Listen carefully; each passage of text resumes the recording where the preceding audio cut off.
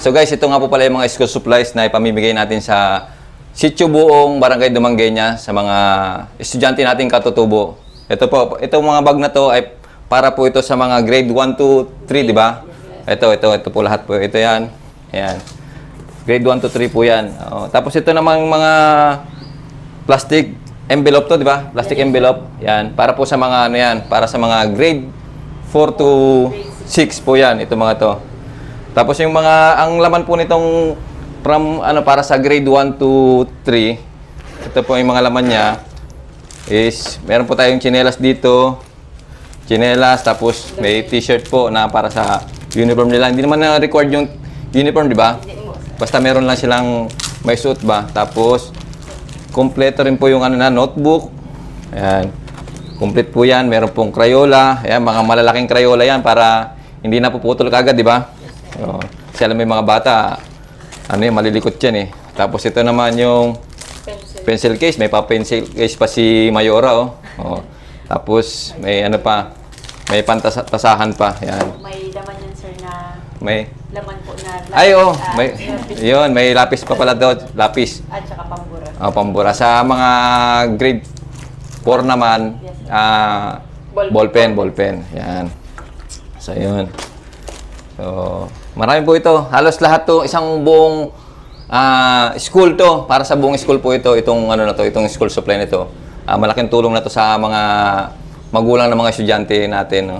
So, samantalahin ko na rin po pala, gusto ko magpasalamat sa MC, sa Mahal Community, sa suporta nila sa aming kapulisan, sa akin, no? Maraming salamat po sa inyong lahat.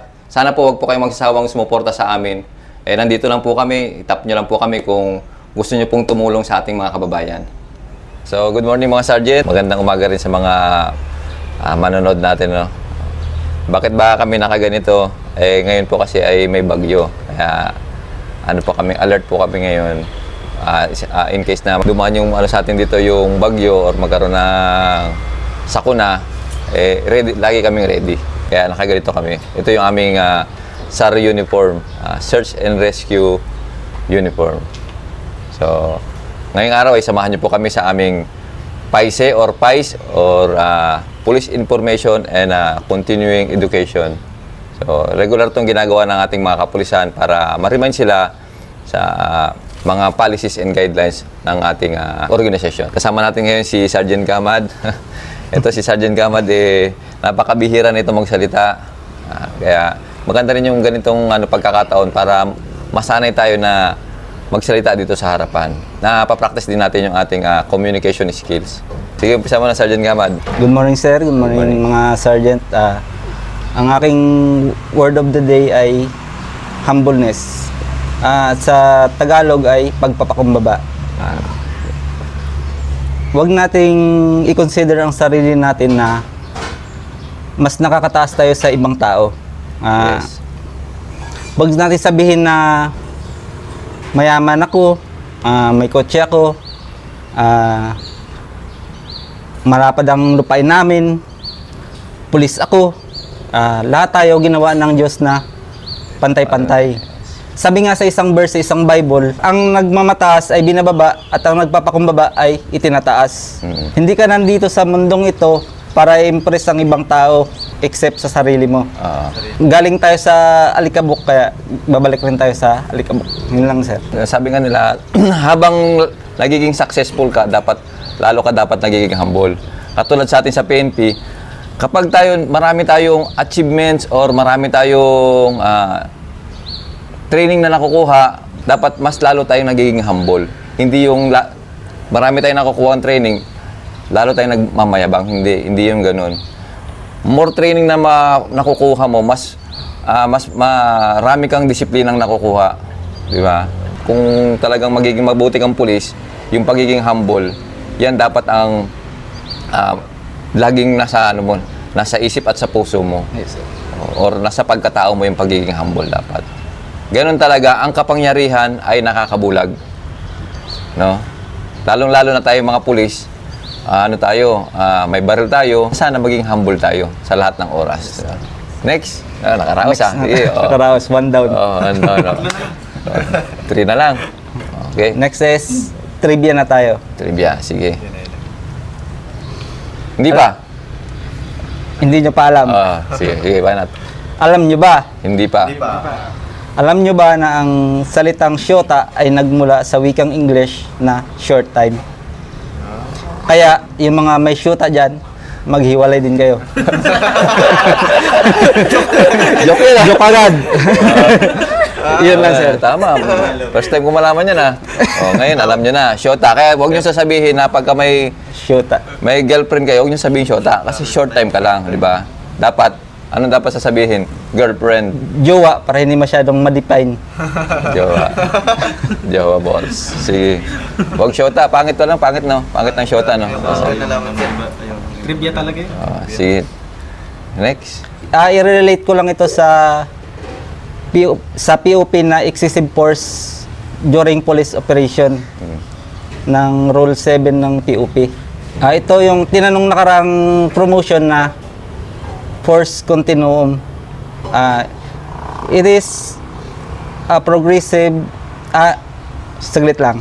Medyo kinakabahan kasi ako na ano ko, piling may kunting kodigo lang ako dito para maalala ko na. Ay guys, ito nga pala yung kailangan kada every policeman o na nagpapatrolya, merong ganitong tickler para meron kang mapagtitik note. Di ba? Ito rin yung kahalagaan na may dala ka laging tickler para pag nalimutan mo, may babasahin ka. Yes. Maalala mo. Force continuum. It is a linear progressive decision-making process which displays the array of police reasonable response commensurate to the level of the suspect or law offender's resistance to effect compliance, arrest, and other law enforcement action. Ito ay may 3 approach. Ito ay non-lethal, less lethal, at lethal. Ano nga ba yung ibig sabihin ng force continuum? Ito ay tinitingnan dito, halimbawa, pag dating mo sa isang lugar, titingnan mo yung suspect kung ano bang kinikilos niya. Nakita natin na hindi naman siya resist o lumalaban. Yun yung first approach. Gagamitan natin siya ng first approach na huhulihin lang natin siya, hindi natin siya sasaktan, hindi natin siya gagapusin ng kursahan, hindi natin siya gagamitan ng sobrang lakas. Kung sumama naman siya ng maayos, yun na yung gagamitan nating approach, yung non-lethal. Sunod, less lethal. Halimbawa, pag dating natin sa isang area, pag pasok natin sa kwarto, bigla tayong inambahan ng suntok o kutsilyo, ayan, pwede na natin silang gamitan ng baton o pepper spray. Kung may stun gun tayo dito, pwede natin silang i-restrain o mapigilan natin sa kanilang pagkilos na para makatakbo o manlaban. Next naman, ang lethal.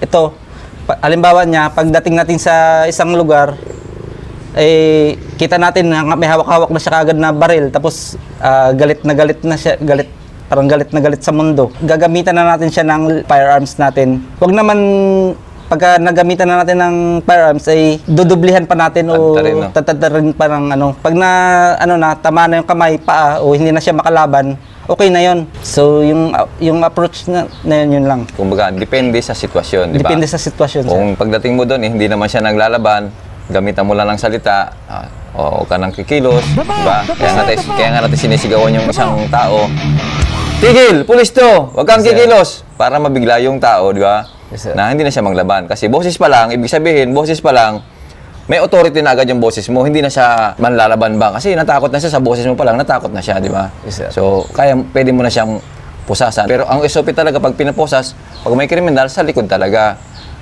Pero yung iba, sa harap natin nilalagay, for human consideration. Nilalagay natin kung ang kanyang violation, magaan lang naman, nilalagay natin sa harapan. Tapos kapag medyo talagang nanglalaban na, nag-aggressive, yung nagpupumiglas, yan yung gagamitan natin ng medyo bigat-bigat na persa. Yung pwede natin siyang dadambahan, yayakapin, hahawakan yung kamay, pipilipitin. Yan na yung pwede natin gamitin yung persa natin kapag nanlalaban na. Tapos meron din yung Talagang kung may kutsilyo na, may baril, may itak, doon na yung sinasabi natin na Lethal, sir. Approach. lethal. Lethal approach. Pero hindi dapat sa mga vital parts ng katawan natin.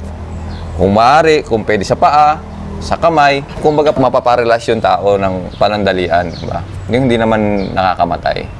Yun dapat yung ginagawa ng ating mga kapulisan. Pero dahil nga hindi natin masasabi kung nandun tayo sa sitwasyon natin, kaya ang ibang kapulisan natin, nagagawa nila, nababaril talaga nila ng Yes, sir. sa party. Kasi napakahirap din talaga sa sitwasyon. Sa totoo lang, tayo madali lang, kung wala tayo sa sitwasyon, madali lang tayo makapagsabi na, bakit binaril yun? Ganun lang naman yun. Hindi po natin masasabi hanggat wala tayo sa sitwasyon na yun. Maraming pagkakataon na kung po pwede sana na hindi babarilin yung suspect na yun, pero talagang dala lang talaga ng yung gusto mong mabuhay, yung survival mode ng isang tao.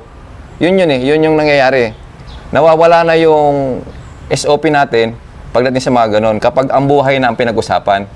Di ba? So ganon, napakahirap. Kaya sabi nga nila, suotin mo yung sapatos ng tao na kinikriticize mo, di ba? Subukan mong suotin yung sapatos nila bago ka mag-criticize. Kasi hindi mo alam hindi wala ka sa sitwasyon na yun. Napakahirap din talaga na maging isang pulis. Napakahirap mag-desisyon. Kaya kami kailangan namin ano yung decision making namin. Talagang dapat klaro yung decision making namin pagdating sa mga ganyan. Diba? So, okay, Sergeant, ang ganda ng topic mo Sige. Para at least nalaman nila na hindi basta-basta may mga stages yung paghuhuli sa mga natin, sa mga suspect natin. Yes, sir. Di ba? Hindi basta-basta ang paghuhuli ba? So, next. Lapit na. Isa na lang. Want to go? Okay. So, dito na tayo sa ating joke of the day. Alam nyo ba? Ay, hindi. Hindi na pala tayo sa trivia. Joke lang. Anong tawag sa penguin na nasa disyerto? Ano?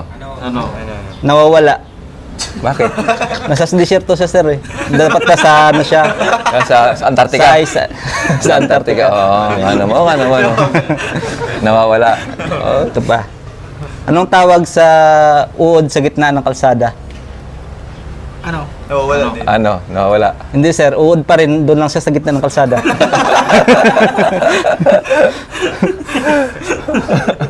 Luloko mo kami Isa pa. Anong tawag ng Japan sa kalbo? Kalbo pa rin. Hindi, sir. Ano? Arakuto. Nadali mo ako. Walang kuto, sir. Ibig sabihin. Arakuto. Ay, para ka na yan. Kuyunin yan. Ang tawag doon? Yan lang, sir. Tatlo lang, sir. Para Ilonggo yun. Arakuto, di ba? Ay, Arakuto. Di ba sa Ilonggo meron, di ba? Ara.